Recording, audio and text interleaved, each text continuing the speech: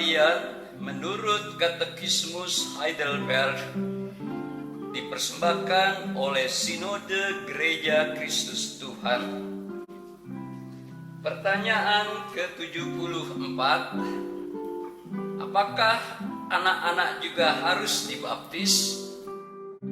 Dan kemudian sunat diganti dengan baptisan di dalam Perjanjian Baru. Bandingkan Kolose 2 ayat 11 sampai 13. Hari ke-185.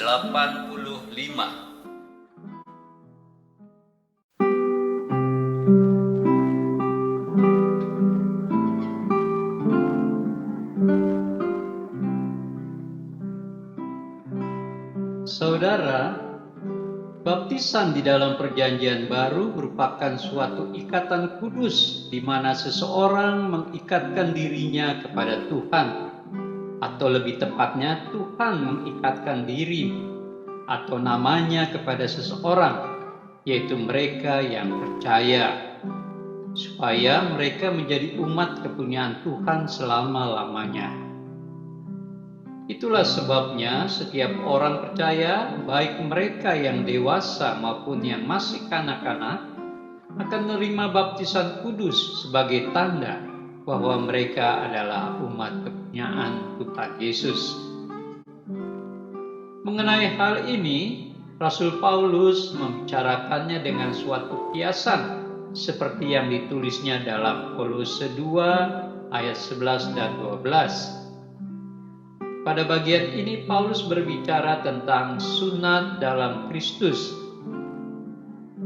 Dalam Perjanjian Lama, kita mengenal sunat yang dikerjakan oleh tangan manusia, tetapi dalam Perjanjian Baru, Paulus berbicara mengenai sunat dalam Kristus, yang artinya penanggalan akan tubuh yang berdosa. Saudara, sunat dalam Kristus membuat kita terlepas dari kecemaran hati.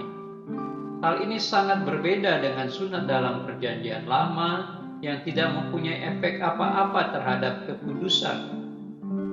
Maka sunat dalam Perjanjian Lama digantikan dengan baptisan dalam Perjanjian Baru.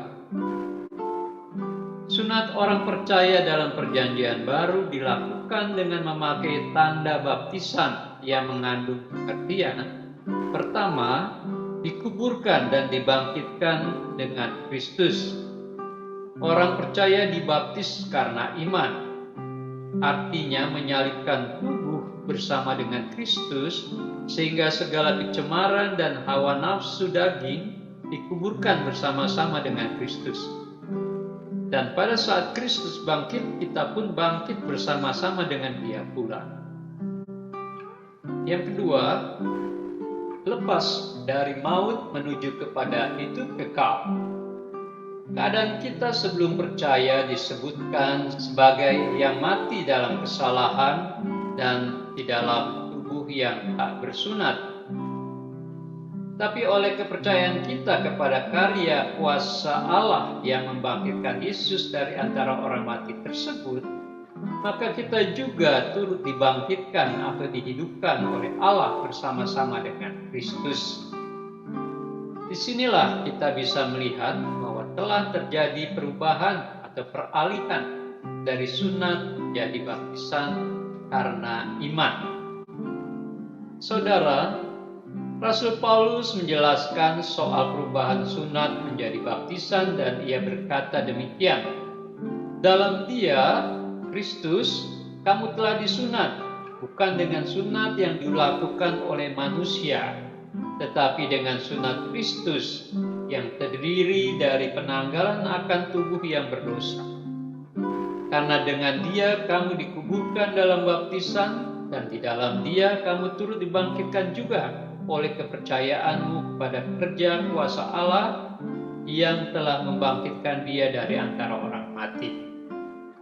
Kamu juga, meskipun dahulu mati oleh pelanggaranmu dan oleh karena tidak disunat secara lahiriah, telah dihidupkan Allah bersama-sama dengan Dia. Sudah Dia mengampuni segala pelanggaran kita. Saudara, Sunat sebagai tanda perjanjian untuk memasuki dan memiliki tanah perjanjian, tanah Kanaan.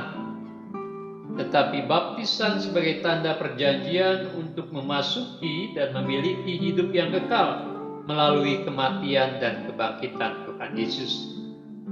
Baptisan juga sebagai tanda penanggalan tubuh yang berdosa, tanda penyucian dari kehidupan manusia lama.